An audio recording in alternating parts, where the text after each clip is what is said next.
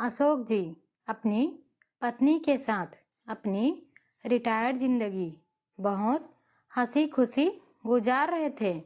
उनके तीनों बेटे अलग अलग शहरों में अपने अपने परिवारों के साथ थे।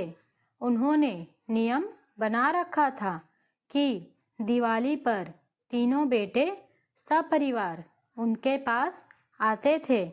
वो एक सप्ताह कैसे मस्ती में बीत जाता था, कुछ पता ही नहीं चलता था।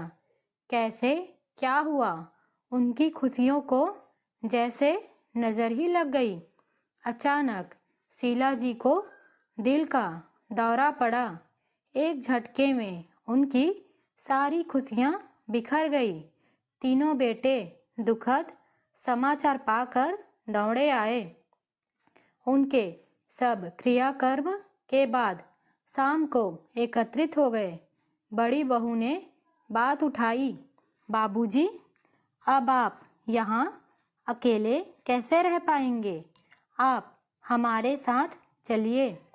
नहीं बहू, अभी यहीं रहने दो, यहाँ अपनापन लगता है बच्चों की गृहस्थी में।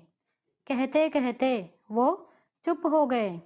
बड़ा पोता कुछ बोलने को हुआ, उन्होंने हाथ के इशारे से उसे चुप करा दिया। बच्चों, अब तुम लोगों की माँ हम सब को छोड़कर जा चुकी है। उनकी कुछ चीज़ें हैं, वो तुम लोग आपस में बांट लो। मुझसे अब उनकी साथ संभाल नहीं पाएगा। कहते हुए अलमारी से कुछ निकाल कर लाए। मखमल के थैले में बहुत सुंदर चांदी का श्रृंगारदान था। एक बहुत सुंदर सोने के पट्टे वाली पुरानी रिस्ट वॉच थी। सब इतनी खूबसूरत चीज़ों पर लपक पड़े। छोटा बेटा जोश में बोला, अरे ये घड़ी तो अम्मा सरिता को देना चाहती थी। अशोक जी धीरे से बोले, और सब तो मैं तुम लोगों को बराबर से दे ही चुका हूँ। इन दो चीज़ों से उन्हें बहुत लगाव था। बेहद चाव से कभी कभी निकाल कर देखती थी, लेकिन अब कैसे उनकी दो चीज़ों को तुम तीनों में बांटूं?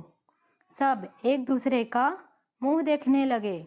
तभी मंझला बेटा बड़े संकोच से बोला, ये श्रृंगारदान वो मीरा को देने की बात करती थी, पर समस्या तो बनी ही थी। वो मन में सोच रहे थे, बड़ी बहू को क्या दूं? उनके मन के भाव शायद उसने पढ़ लिए। बाबूजी, आप शायद मेरे बारे में सोच रहे हैं। आप श्रृंगारदान मीरा को और रिस्ट वॉच सरिता को दे दीजिए। अम्मा भी तो यही चाहती थी। पर नंदनी, तुझे क्या दूं? समझ में नहीं आ रहा। आपके पास एक और अनमोल चीज़ है, और वो अम्मा जी मुझे ही देना चाहती थी। सबके मुंह हैरानी से खुले रह गए। दोनों बहुएं तो बहुत हैरान परेशान हो गई। अब कौन सा पिटारा खुलेगा? सबकी हैरानी और परेशानी को भांप कर बड़ी बहू मुस्कुरा कर बोली, सबसे अनमोल तो आप स्वयं हैं बाबूजी। पिछली बार अम्मा जी ने मुझसे कह दिया था, मेरे बाद बाबूजी की देख रेख तेरे जिम्मे। बस अब आप उनकी इच्छा का पालन करें और हमारे साथ चलें। यह सुनकर दोनों बहुओं की नज़रें शर्म से झुक गई, क्योंकि वे दोनों तो कुछ और ही सोच रही थी। कितना अच्छा होगा अगर हर बहू अपने सास ससुर को अनमोल तोहफा समझे।